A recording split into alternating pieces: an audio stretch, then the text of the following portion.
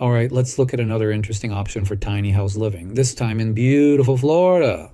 Here's a property listing in the Florida Panhandle, 10 acres located in Blountstown, Florida. It's part of a community called Creekwood Ranch, and it's priced right now at $99,900. If you're buying this land individually, paying nearly $100,000 may be a challenge for many. However, let's see what happens if we consider the same collaborative community concept.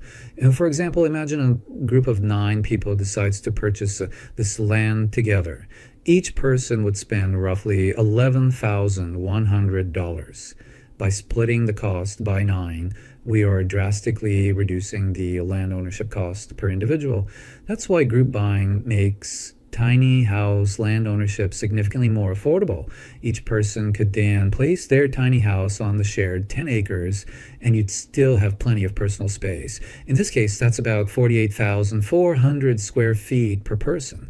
That's massive compared to typical suburban lots. The wooded areas can remain natural or be used for community projects, gardens, or recreational spaces. And this particular property is especially interesting because it's located in the Grove corridor of Florida's rapidly expanding Panhandle region. You're nestled between 2 of Florida's most popular recreational rivers, the Apalachicola and Chipola rivers, perfect for fishing, kayaking, biking, and hiking. Now, the area offers numerous farm-to-table restaurants, quaint shops, museums, and cultural activities in the surrounding small towns and villages, and the taxes are relatively low at around $1,200 per year for the entire parcel, which would be just $133 per person in our 9-person scenario. And the key takeaway here, again, is buying land as a group significantly lowers the individual expense, in this case, 9 times.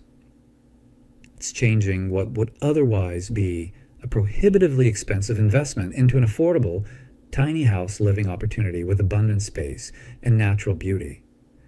Does this sound like something you could see yourself doing in Florida's Panhandle?